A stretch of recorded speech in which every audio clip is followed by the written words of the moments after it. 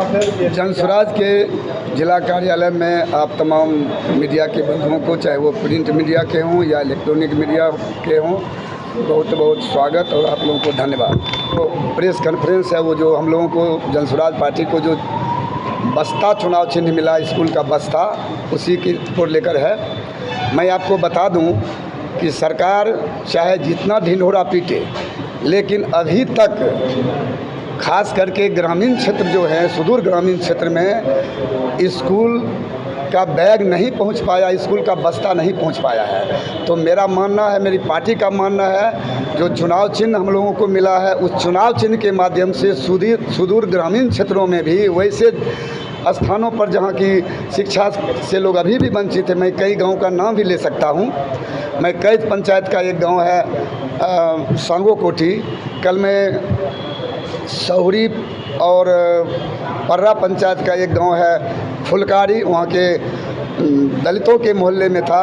अभी भी वहाँ के बच्चे शिक्षा से वंचित हैं। तो अब जनसुराज को मिले इस बस्ता से हर घर तक शिक्षा की अलख हम लोग जगाएंगे। और यह आपने एक प्रश्न और किया था कि क्या पार्टी के मांगने से यह चुनाव चिन्ह मिला है।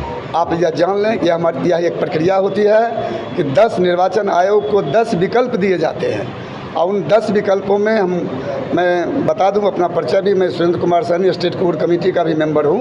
उसमें हम लोगों ने लगभग सर्वसम्मति से स्कूल के बस्ता को चुना था और जो हम लोगों ने मांगा चुनाव चिन्ह से प्रथम प्राथमिकता में हम लोगों ने स्कूल के बस्ता को दिया था और स्कूल का बस्ता हम लोगों को मिला है। बहुत बहुत धन्यवाद चुनाव आयोग।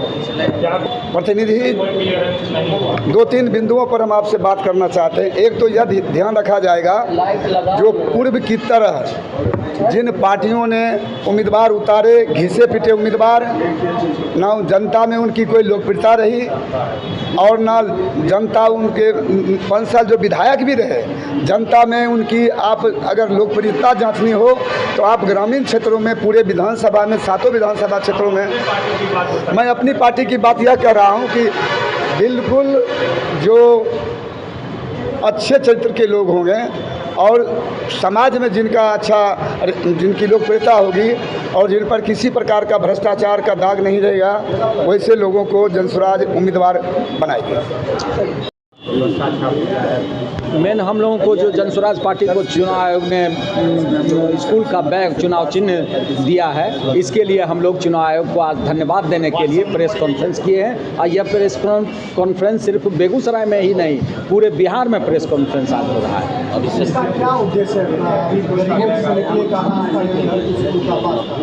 जो बच्चा पढ़ लिख के काबिल हो जाएगा तो वह हमारा सबसे पहला उद्देश्य है गरीबी से ऊपर उठने का।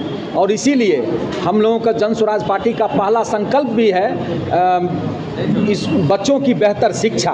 और बच्चों की बेहतर शिक्षा तभी संभव है जब हम अपने पीठ पर बोझ नहीं, अपने किताब का बैग ले लें, तो हम लोग आगे निकल जाएं। अब तक बिहार की शिक्षा विभाग खिचड़ी के चक्कर में कलम के जगह बच्चों को कटोरा पकड़ा रखता है। तो इस विधि व्यवस्था को आप कैसे परिवर्तन करेंगे अगर सरकार में आते? इसीलिए कि आज का जो सरकारी विद्यालय है वह करोड़ों खर्च होने के बाद भी खिचड़ी खिलाने पर सिमट के रह गया है। कलम के जगह और इसीलिए हम लोगों का जनसुराज पार्टी ने पहला इनकलाब किया है कि हम लोग बच्चों को पढ़ाएंगे, लिखाएंगे, काबिल बनाएंगे। और उसके लिए गुणवत्तापूर्ण शिक्षा कहाँ पर हमको मिलेगा, सरकारी विद्यालय में मिलेगा कि प्राइवेट में मिलेगा, लेकिन जैसे हो उसकी व्यवस्था सरकार करेगी। लेकिन पहला उद्देश्य है बच्चों को काबिल बनाना।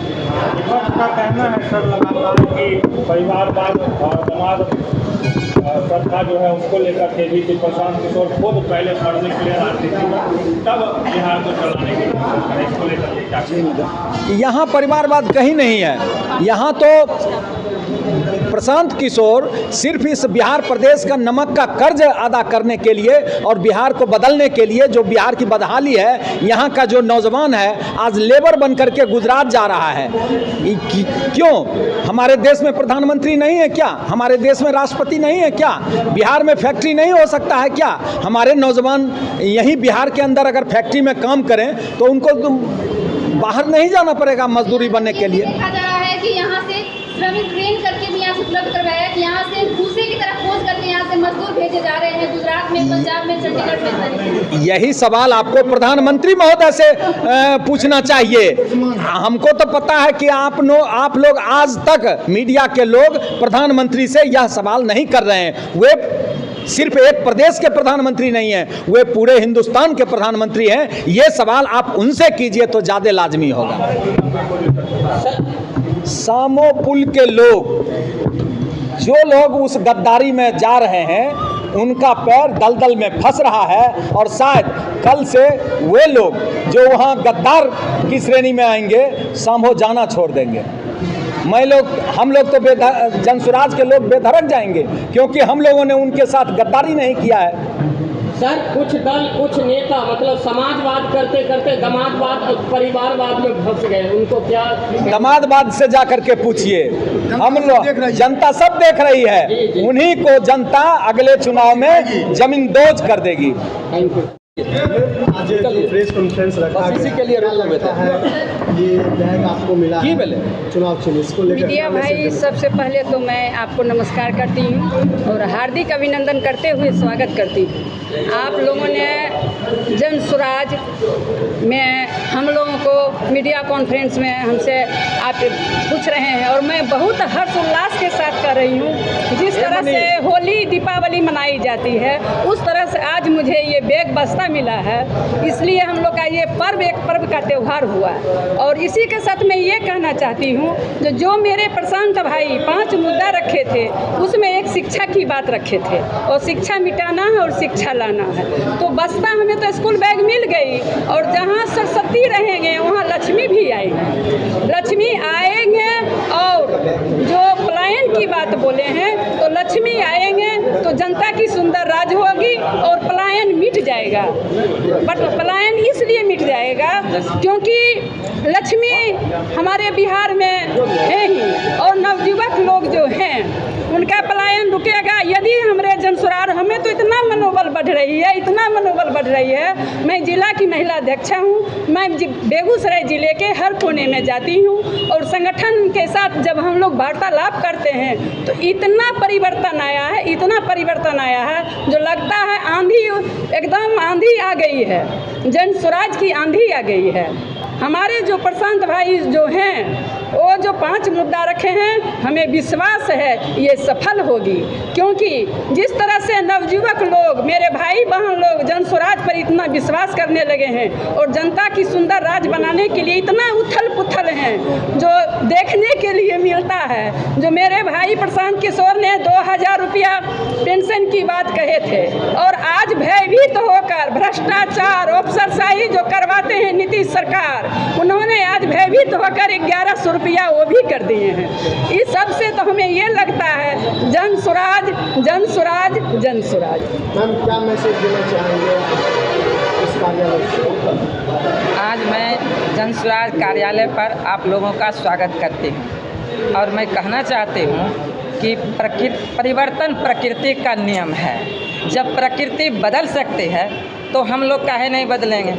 प्रकृति में परिवर्तन होना तय है, लेट ही सही, लेकिन हमारे प्रशांत किशोर भैया जी बिहार बदलाव का मानसून लेकर आए हैं। वो आंधी से नहीं डर रहे हैं, ना आंधी से डर रहे हैं, न धूप से डर रहे हैं, और पैदल गांव-गांव पांव पैदल यात्रा करते हैं बिहार बदलाव की, और बिहार बदलाव होकर के रहेगा।